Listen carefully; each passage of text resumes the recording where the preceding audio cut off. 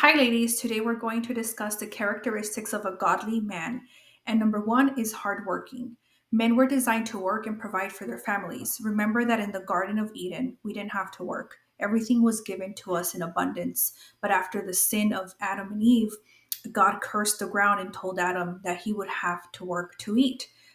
Genesis chapter 3 reads, "Cursed is the ground for your sake, and toil you shall eat of it all the days of your life. Uh, Both thorns and thistles it shall bring forth for you, and you shall eat the herb of the field. In the sweat of your face you shall eat bread till you return to the ground. For out of it you were taken, for dust you are, and to dust you shall return." So that was Adam's curse. Notice that God gave a different curse to women, indicating that men are the primary providers of the home. And that's what God intended. So you want to marry a man who's hardworking, you want to marry a man who has a job and who is not a dreamer. And let me explain what I mean by that. There is nothing wrong with a man having dreams, but his dreams need to be realistic goals that don't come at your expense.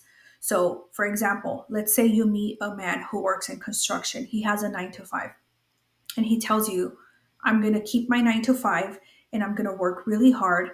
And on the side, on Saturdays or Sundays, I'm going to go do jobs for clients and until I establish a faithful client base, a book of business. And then I want to launch my own construction company." And this man is working hard after his 9 to 5. He starts getting a really good book of business. He's responsible. People call him back, people refer him. That's great. That's a man with goals. That's not a dreamer. That's a man who has a dream, but that dream is a goal, and he has defined realistic, financial, responsible goals that he has while providing for the family. That's a good thing, and you should support him. Let me give you an example of someone who's just a dreamer.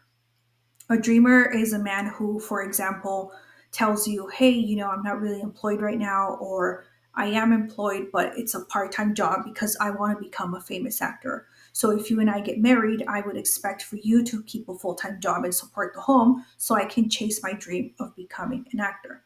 See, that's different because he's hoping that you, at your expense, he will be able to pursue his dreams.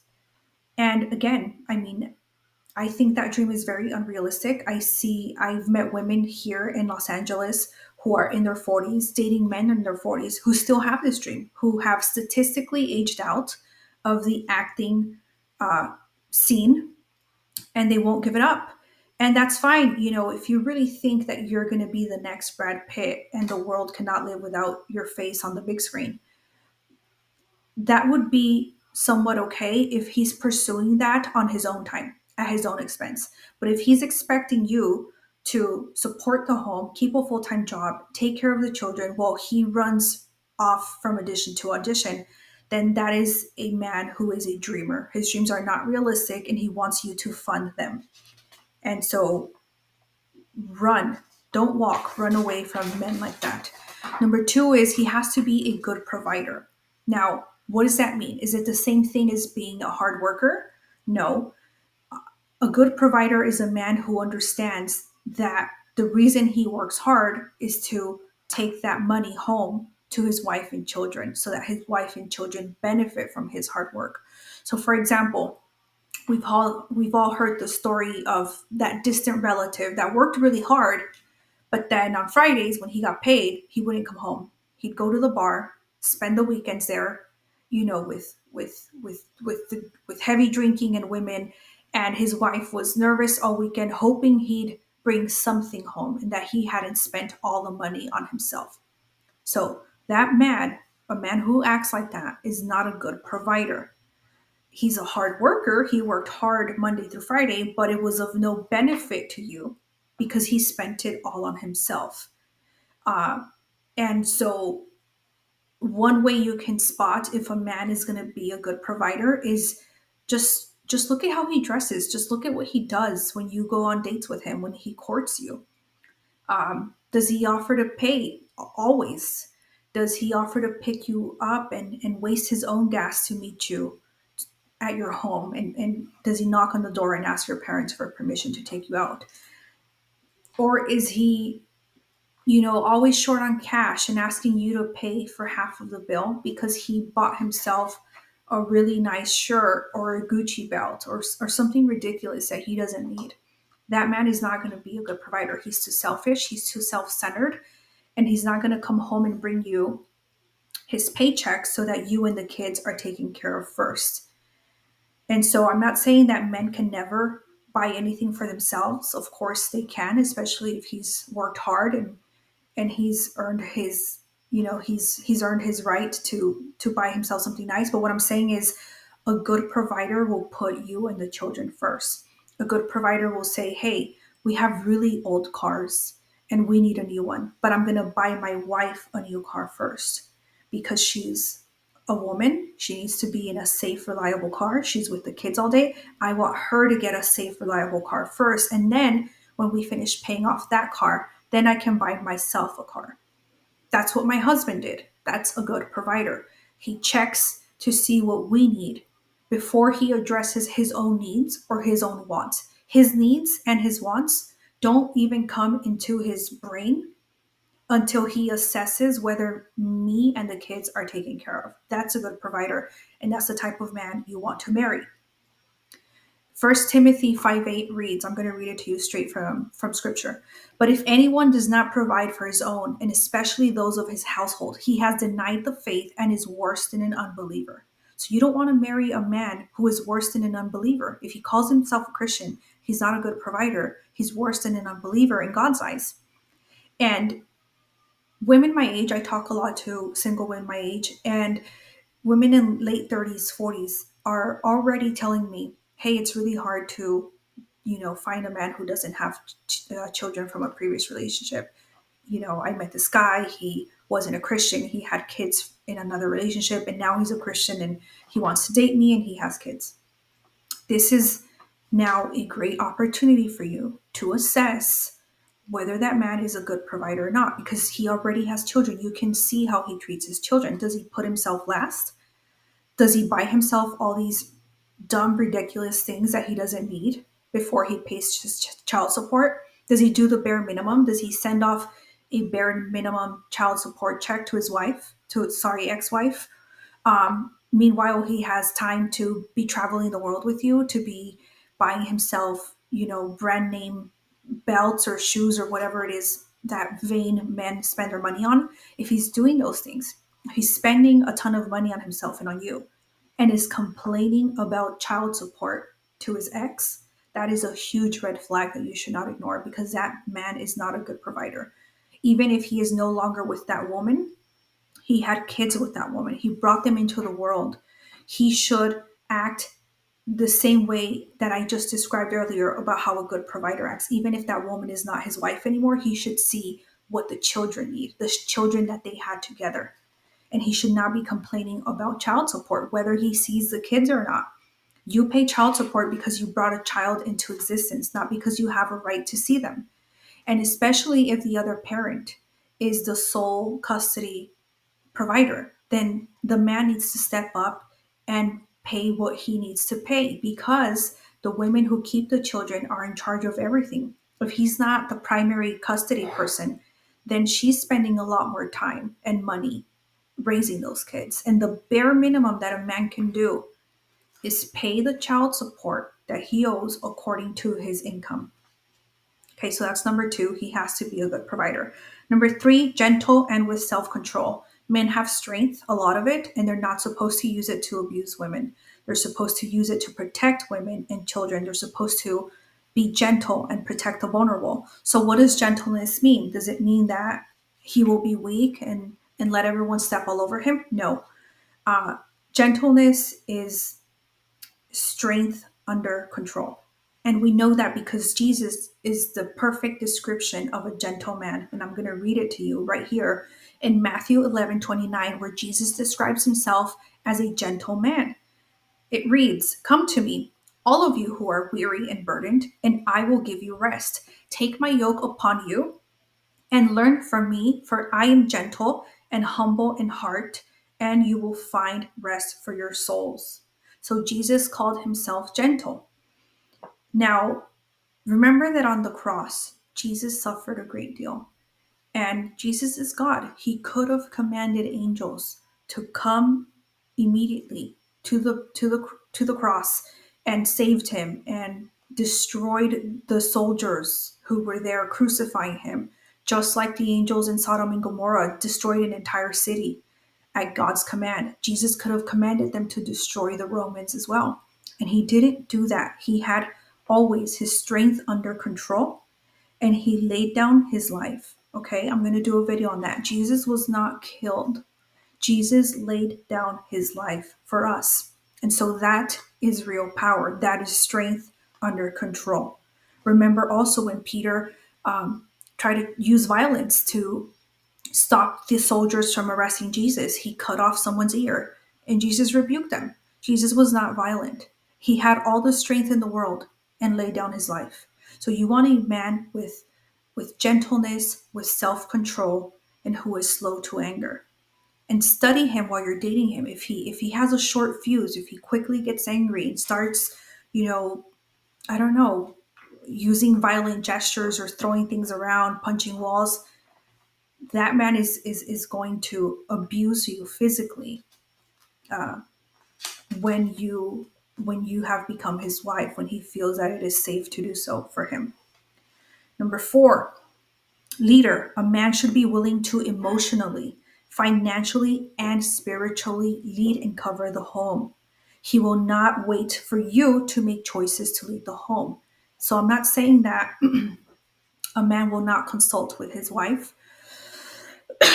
You know, my husband, every time we are thinking of doing something, whether it's financial or when we were talking about buying a home, anything, of course, we consult together, but he leads the way. He takes initiative to be the leader. I don't have to worry about the bills getting paid. He did that. I don't have to worry about our home being in good shape. He is doing that. He is a leader. He consults with me as his helpmeet, but he takes the reign. Men who refuse to lead, even if they're good men, will leave you emotionally and physically exhausted because it was never your job to begin with. And there are men who are like that. I know women who say, hey, my husband's a really nice guy, just such a sweetheart. He's never raised his voice at me. He's so calm, but he just won't lead. He waits for me to make all the decisions. And when I don't make them, he'll call his mother and ask her to tell him what to do. That's not a leader. He may be a nice guy. He may have a nice personality, but you want a man who will lead the home. Number 5, he's a planner. He plans ahead. Once again, this verse right here, 1 Timothy 5:8, gives us a lot of enlightenment as to what a man should do. Remember, I'll read it to you again. It's the one that reads, but if anyone does not provide for his own, and especially those of his household, he has denied the faith and is worse than an unbeliever. And what caught my attention about this verse is the word provide. But if anyone does not provide for his own, I wanted to know exactly what that word meant. And provide doesn't mean just money. In the Greek, the word for provide that is used is pronoeo, pronoeo, and it means to think ahead, to consider in advance, to lead with foresight, showing necessary forethought to act properly. So, in other words, a good provider is a man who plans ahead. He provides for the now, and he also seeks to provide for the future. Okay, he's not just stuck at let's get through this week, let's get through today. No, he's planning for your future as well. In story time, I'm gonna confess that before I was a Christian, before I met my husband, I dated a guy who was very nice. He was a very nice guy. There was nothing wrong with him. My family liked him, and my girlfriends liked him. And that was important to me back then because I thought I was a Spice Girl and that my friends had to like him. But anyway, he was a nice guy, but he wasn't a planner. He didn't have any foresight and he didn't plan ahead. When I asked him, where did he see himself? Where did he see us in 5, 10 years? His plans were always very, very in the now, very in the let me just get through this week, very basic. His idea of a dream job was, I just want a 9 to 5 with good benefits, and let's just write it out and see what happens. And for me, that wasn't good enough, even though I wasn't a Christian, even though I hadn't read this verse, because I knew inside me that if I, as a woman, have foresight, if I, as a woman, as a young girl who hadn't even finished college yet, if I already knew what I wanted in 10, 20 years, how is he okay with just getting by through this week? That doesn't make sense. And that's not masculine. So, needless to say, I ended up off that courtship. Number 6, seeks to leave an inheritance. Is that the same as being a planner and planning ahead? Yes, they're related, but seeking to leave an inheritance is different because it's more than planning ahead. It's taking steps. It's him taking steps to leave something behind after he's gone. It's not just planning, it's doing and leaving something behind for his wife, for his children after he's gone. And this can be both financial and emotional. I think a good man, a godly man, will have the desire to leave an inheritance, a spiritual and a financial inheritance, both of them, for his wife and children. And let me give you an example of this. Let me give you a financial example first. Let's say you meet a man who grew up and he was really poor. And he said, look, my family, they never owned anything. We went from apartment to apartment.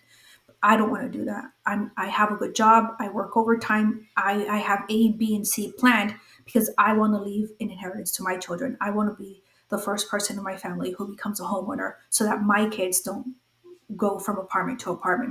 My kids are raised in a home that I leave to them after I die. That's a man who seeks to leave an inheritance. Um, Spiritually also, let's say his family, they weren't Christians, they were always partying and drinking and bringing in brokenness into the family, and he says, you know what, no more, it stops with me. I want to leave my kids with good memories of me not being drunk on the weekends and them being scared to invite their friends over. I want to leave a spiritual inheritance of peace, of blessings. I want to leave the brokenness behind. Okay. He seeks to break the chains of brokenness from past generations, and he seeks to leave a solid foundation for his own generations. He's not tied to the past, he's not looking back. Why is that important? Because you can't build a new foundation if you're still looking back. You can't be like Lot's wife. You're not going to advance to the future if you're just looking back. Okay, so you don't want a man who's always looking in the past, who's making the same mistakes his elders made. You want a man who's looking to the future and who is actively wanting and trying to leave a financial and spiritual inheritance for his children. Now, again, if you think I'm just making this up, I'm going to read Proverbs 13:22 uh, directly from scripture to you. It reads, a good man leaves an inheritance to his children's children, but the wealth of the sinner is stored up for the righteous. So there you go. A good man leaves an inheritance for his children's children. In other words, we're supposed to strive to leave a really good inheritance, spiritually and financially, such that not only our children get it, but our children's children get it. We teach our children to love the Lord. We teach our children to be financially responsible so that they and their children and all our generations will be blessed. Number 7, he lays down his life. In other words, he is not selfish. A man who is selfish will never lay down his life for you. A man who won't even give you the covenant of marriage. He wants to shack up with you. He wants you to live with him, to fornicate with him, to cook for him, and be his concubine, but he will not even offer you the promise of marriage, the promise of loving you in sickness and in health. That man is selfish. That man will not lay down his life for you. So Ephesians 5:25 tells us, husband, love your wives, even as Christ also loved the church and gave himself for it. Okay? He's supposed to love you as Christ loved the church. And what did Christ do? He laid down his life for you. Number 8, he's not carnal. And what I mean by this is he's not into vices. He's not into drunkenness, cigarettes, needless to say, pornography. He doesn't have a drug habit. You don't want a man who is carnal and is engaging in drunkenness, in drugs. It's just, he's not going to give you a good life. And God hates carnality. So if you're a Christian woman, you want Christian blessings in your home, you can't marry a man who is carnal and who gives himself into every single desire that comes into his mind. Men should have discipline. Men should know when to stop drinking. Men should know not to get drunk. It's Christian men especially. It's still a sin. If the Bible calls it a sin, it's still a sin. And men should know to deny themselves because they have to be of a good, sound, and sober mind to protect and lead their families. A man who is not of good and sober mind will not be able to protect and lead your family. And if you need more proof that God hates carnality, look no further than Romans 8, verses 6 to 7. For to be carnally minded is death, but to be spiritually minded is life and peace. Because the carnal mind is enmity against God, for it is not subject to the law of God, nor indeed can be. So then, those who are in the flesh cannot please God. And so, again, if that man is carnal, I don't care what he calls himself. I don't care if he's a pastor's kid and he's telling you, I come from a generation of pastors. If he's carnal, he is not a godly man. And I know this list can seem really overwhelming because we're in a fallen world, in a fallen society where even professing Christians are mixing in with these things. But I promise you that there are still godly men out there. There are good men out there. God has been faithful and he has always preserved a remnant. So if it is your desire to get married, pray and ask God for a godly man. And in our next video, I'm going to discuss how to find a godly man in this fallen world. And also remember, that this list is not, it doesn't have to be perfected. If you meet a young man, he might not have all these things perfected, but the desire to have these things should already be in his heart. You don't want to have to train him. You don't want to try to fix him. Men are not Build-A-Bears. It's not your project. You should have a man who already has a desire to have these things. And as you progress in marriage and the relationship, he will perfect them. So what does that mean? For example, my husband was already hardworking when I met him.